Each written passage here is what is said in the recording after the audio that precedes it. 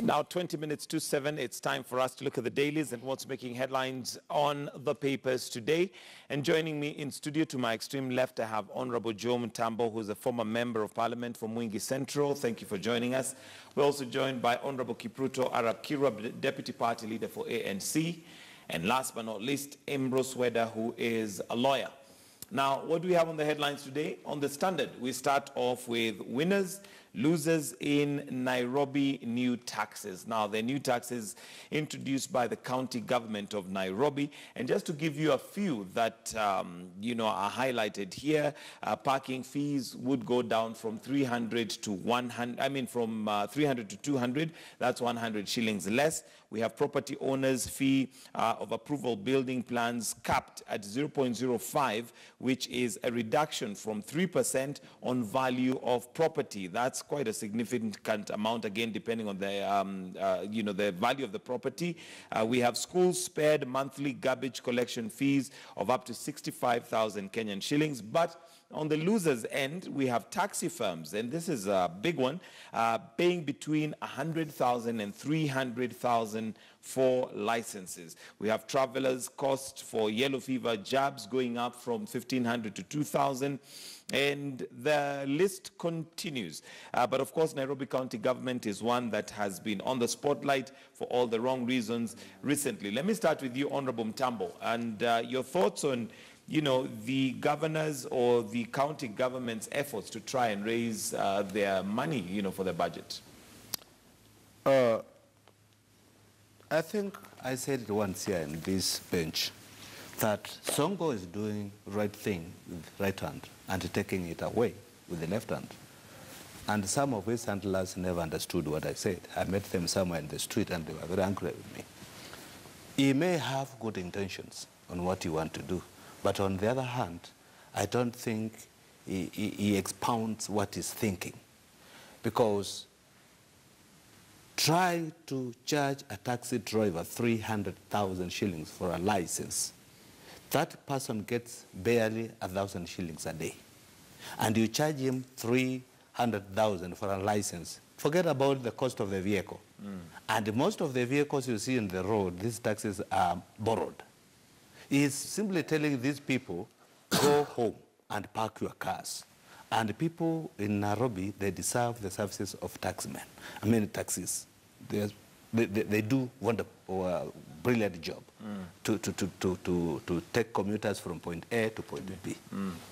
That is what the problem I'm seeing with what he's trying to, how he's trying to collect his revenue. For him to lower the price of parking, it is, I would say it is overdue, because the parking fee shot from 100, actually it was 100 shillings to 300 shillings. So I can give him an A on that.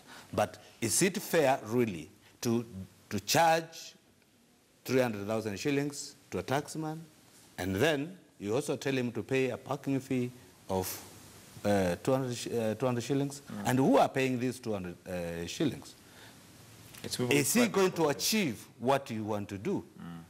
Number two, I think if we pass without mentioning what happened last time, was it on Monday or Tuesday? Monday. On Monday. For him to come up and say, I don't want matatus in the city. I don't know whether he thought. There are some 3 questions he never asked himself. One, did he ever take time to take an audit and ask himself, how many people board matatu and they have left their cars home?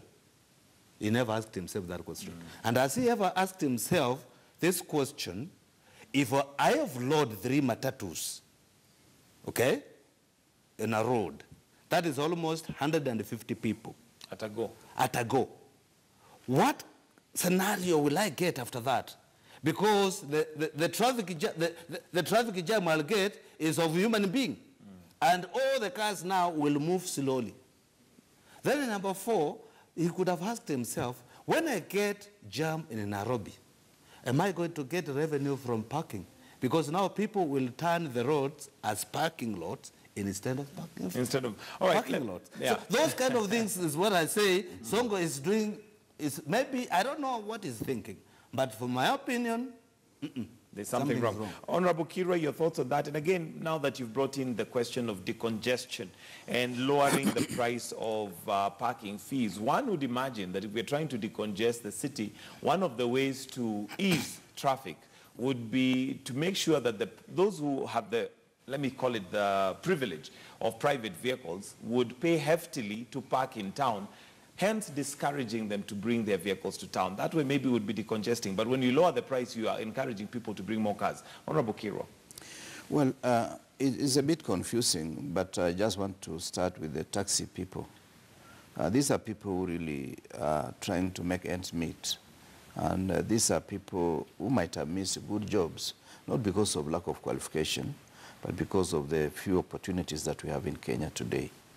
Many people trained, but very few jobs are available for any cadre of training.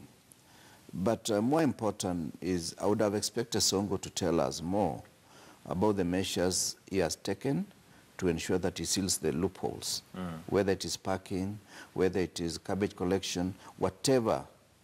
There are so many loopholes that if he was to seal, he may gain more money than what he's trying to get from these revenue chasing efforts. And this is the problem with Kenya. All the time we are thinking, if there is a problem, we are thinking of adding taxes, we are thinking of adding more laws, instead of thinking of how can we work within the framework of the laws that we have and the taxation measures that we have by improving on efficiency and also improving on issues of the same tax collection. Not much of it is collected. Otherwise, I feel where I give him credit is on casinos. But I hope he's also not going to have a plethora of casinos all over town. This betting is taken away many of our young people, many of our older people, even some of the older people like Mheshimiwa Mutambo may be getting involved in it, and it takes away money. It doesn't, I've not seen any casino that was closed because of bankruptcy. Absolutely. What does it mean? Nobody starts a casino when he's not going to bankrupt people. All right. Whether your thoughts on some of the measures taken by the Nairobi County government? I'll call it voodoo economics, this one. I park in town, and I really didn't need the reduction. We don't do things because they are populist. Look at it this way. You reduce the parking and increase the immunization. Immunization is first and foremost, a matter of health. You increase it. Are you not sick in this country? And then you give me a benefit which I don't need, which I can afford. Taxation must have a policy. You must have the overall policy. And generally it is about taking from those who have extra to fund those who do not have. Yes. You don't just go there and say, one time I said this, I said that, then let me give it. So I would fault him on the question of reduction of parking fees. I am a beneficiary, yes, but I think that is a wrong policy. Then the taxis. Then he goes to garbage collection. Garbage is, part of our problem is garbage all over. Not being managed well, not being collected on time. So he's generating an excuse. He reduces the cost, then he generates an excuse that, oh, you see, we are not collecting because there's no money and blah. He is doing things topsy-turvy, upside down. I think the way he's... You look at it and you thank Nairobians for electing governors of this caliber. So pain, as I've always said, is the seed for change. Is the seed for change. And one would imagine that this kind of policies have been put in place by a team. It's obviously not Mike Sonko who sat down and come up with them. Honorable Kira, does this then speak to the fact that we're dealing with an incompetent county government or whoever is advising them? Well, I've always maintained the maxim that the advice is as good as the recipient, because you can give the best advice, but the final decision shall be decided by the executive, and in this case, the governor of Nairobi. And he might overrule on some of the issues because he may not see any wisdom in it, or he may just overrule because he has certain vested interests, or he does not see the degree of damage that is going to do to the economy of Nairobi. Really, Nairobians, by any standards, today should be telling the central government that we need less of your money. we have collected enough of it. But the problem is that we never collect enough of the money. And coupled with that is what we call ghost workers, that every now and then you realize there is a problem. So I think Sonko may be having the best of individuals, but just like any other African government, whether it is national or local, like the one of Nairobi, people try to hero worship the leader. And they spend so much time not telling the leader the truth. And some leaders are totally impervious to any advice that is given by juniors, because they believe when they are given that particular position, is like they have been elevated above everybody else. They don't realize greater men stand on the shoulder. Great men stand on the shoulders of greater men. Absolutely. All right, Honorable Mtambo, let's look at something else that we have in the dailies today, and that is an article here on the front page of the Standard. Degree holders fight for clerk receptionist jobs. And FKE's new survey exposes cutthroat competition for low-skilled jobs among degree and diploma holders because of saturation at the top and poor absorption of graduates in the market. Obviously, this is something that was bound to happen and is expected to happen, especially given the number of university and high learning education institutions that we have.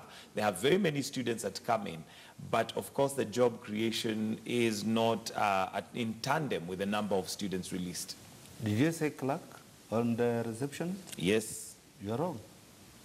You should have said cleaners. I run a farm. And I have people with the degrees.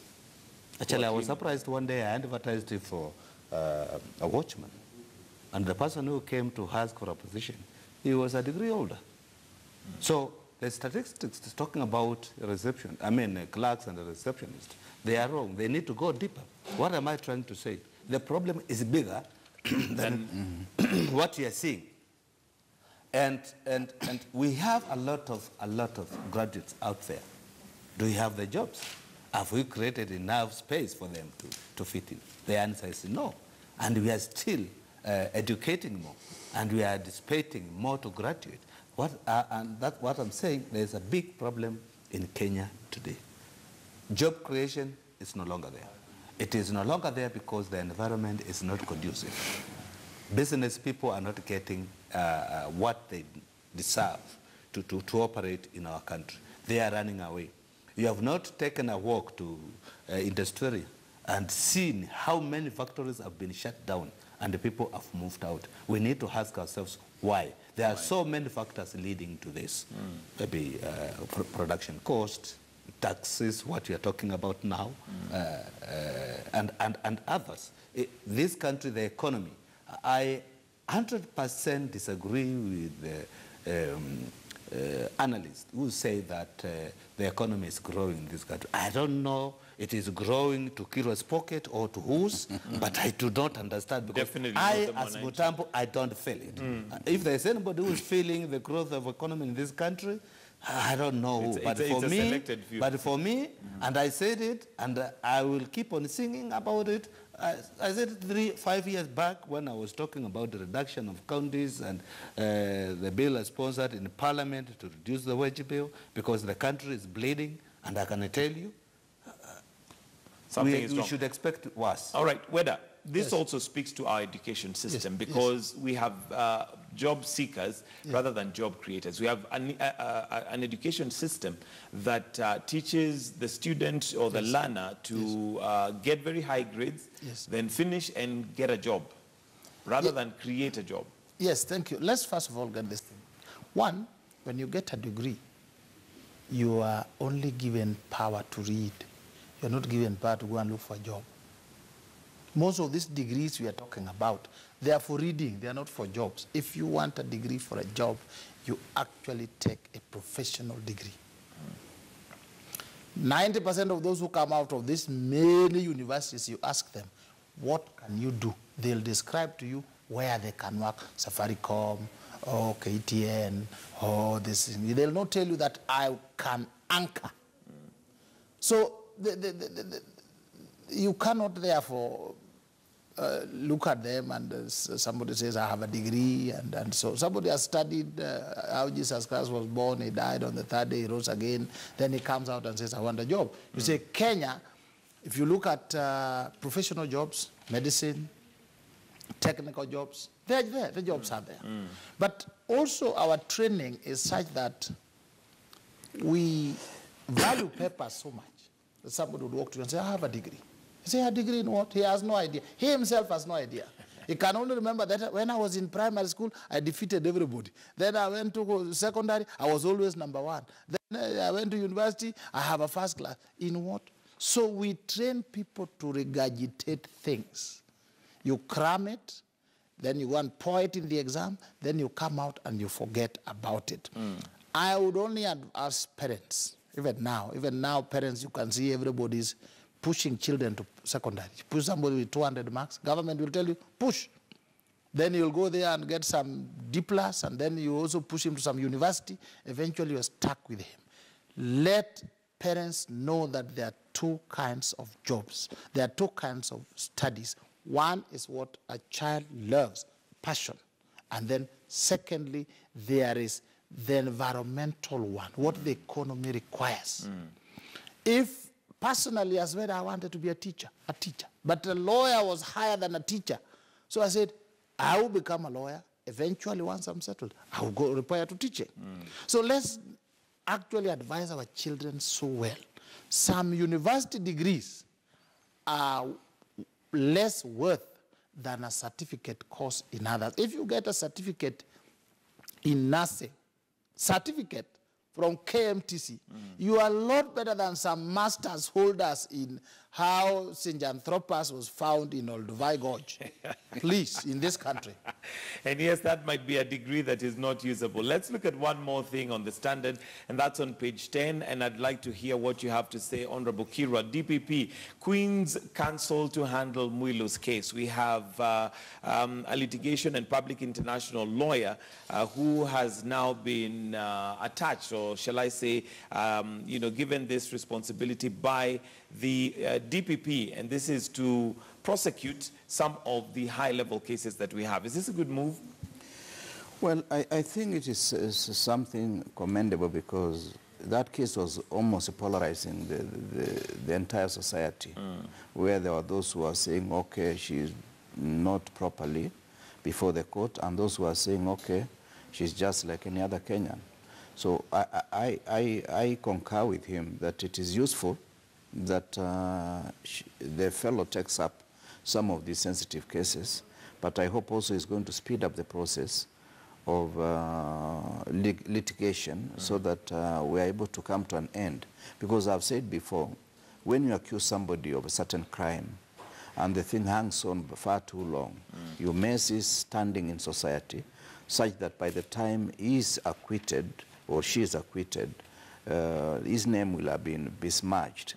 This is something that we should be sensitive about, that when you say so-and-so has done anything wrong, let it be expedited such that at the end of the day, that issue is dealt with conclusively, and we know whether there is any conviction. And if there is conviction, we also need to see, is the money being brought back? Remember, even the president signed an agreement the other day with some of the heads of state from other countries and heads of government, and we do want to get a report. Has any money been repatriated? And have we persuaded even the other Kenyans who have 15 trillion shillings outside, which is enough to come and offset the debt that we have, and they still have a balance of 10 trillion to themselves. So all right. I think this is something that we need to conclude. But when it comes to issue of education, as a trained teacher, I'll be shirking my responsibility if I don't say two things. One is that policymakers should be able to look at the tail end of the product they are trying to produce, such that we do not produce so many frustrated Kenyans, which makes the job place a place for just dumping individuals who are waiting for better jobs, like what Mheshimiwa was saying as watchmen. We need to do certification according to the skills that the market does require.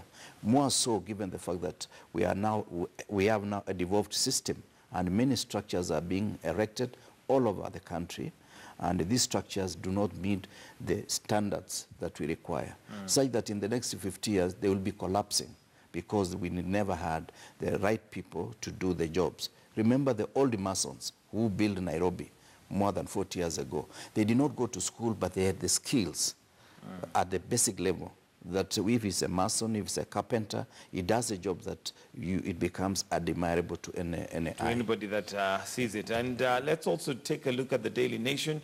Honorable Mtambo, TSC employs 70,000 tutors for Form 1. Now, teachers' employer says that 1 million new students will join secondary schools courtesy of the government's Universal Transition Plan.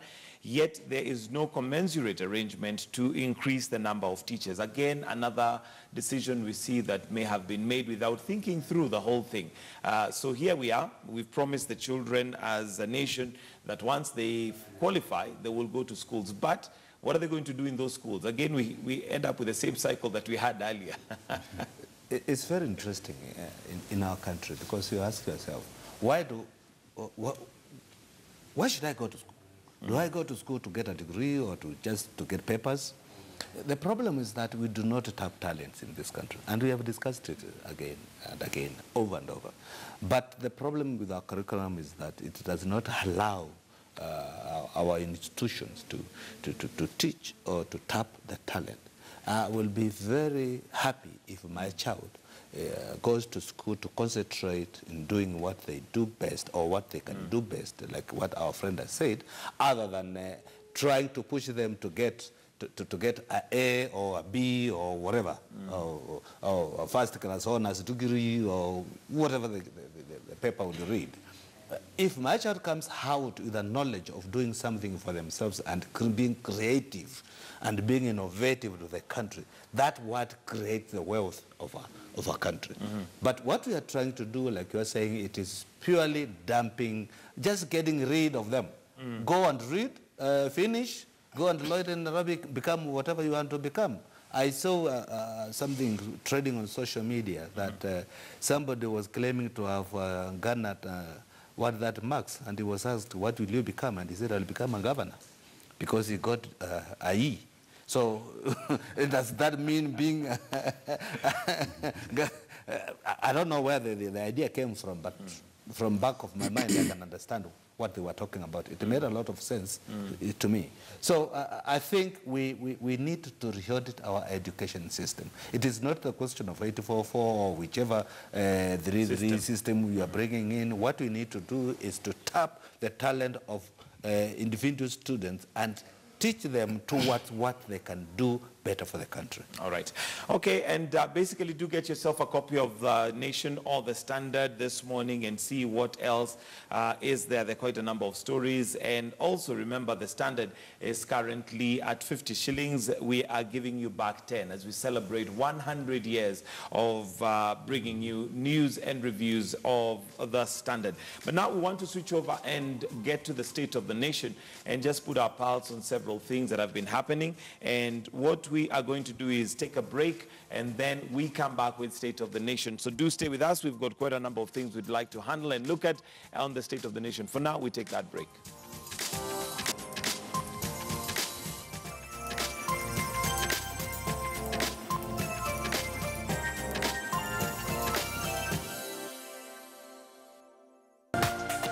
This is KTN News.